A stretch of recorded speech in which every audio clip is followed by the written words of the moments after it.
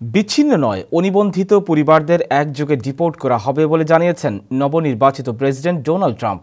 Time ম্যাগাজিনকে দেয়া এক সাক্ষাৎকারে তিনি এই কথা বলেছেন। এর জন্য রাজ্য ও স্থানীয় পুলিশদের ইনসেন্টিভের কথাও ভাবা হচ্ছে বলে জানিয়েছেন তিনি। আর যারা তার আদেশ মানবে না তাদের বরখাস্ত করা হবে। বিস্তারিত রিপোর্টে। দ্বিতীয়বারের মতো টাইম ম্যাগাজিনের ২০২৪ সালের বর্ষসেরা ব্যক্তি নির্বাচিত হয়েছেন যুক্তরাষ্ট্রের নবনির্বাচিত প্রেসিডেন্ট ডোনাল্ড ট্রাম্প। এরপর বৃহস্পতিবার ম্যাগাজিনটিতে ট্রাম্পের এক দীর্ঘ সাক্ষাৎকার ছাপা হয়।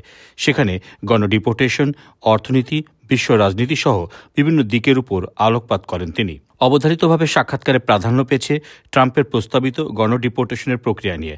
জবাবে ডোনাল্ড ট্রাম্প বলেছেন, গণনির্বাসন ছাড়া অন্য কোনো পথ নেই। এরই মধ্যে তিনি তার বার্তা পৌঁছে দিয়েছেন। যারা তার গণনির্বাসন প্রক্রিয়া সহায়তা করবেন না তাদের জন্য কঠোর পরিণতি অপেক্ষা করছে বলে জানিয়েছেন তিনি। তাহলে কি পরিণতি অপেক্ষা করছে তাদের জন্য যারা গণনির্বাসনের আদেশ মানবে না? এমন প্রশ্নে ডোনাল্ড ট্রাম্প বলেছেন, প্রয়োজনে আদেশ অমান্যকারীদের বরখাস্ত করা হবে। গণনির্বাসনে পরিবার থেকে বিচ্ছিন্নকরণ নিয়ে সমালোচনার জবাবে ট্রাম্প বলেছেন, বিচ্ছিন্নকরণ তার নীতি নয়। অনিবন্ধিত যদি পুরো পরিবার হয় তাহলে সবাইকে একসাথে ডিপোর্ট করা হবে। এই প্রক্রিয়ায় সেনাবাহিনীকে ব্যবহারের কথা এরই মধ্যে বলা হয়েছে। এবার এই সাক্ষাৎকারে তিনি জানালেন, রাজ্য ও স্থানীয় পুলিশদের ইনসেন্টিভের কথা ভাবা হচ্ছে। আর যদি কোনো দেশ নির্বাসিতদের গ্রহণে অস্বীকৃতি জানায় তাহলে সেসব দেশকে যুক্তরাষ্ট্রের পক্ষ থেকে সব ধরনের সাহায্য সহযোগিতা বন্ধ করে দেওয়া হবে বলে সাক্ষাৎকারে জানিয়েছে ডোনাল্ড ট্রাম্প।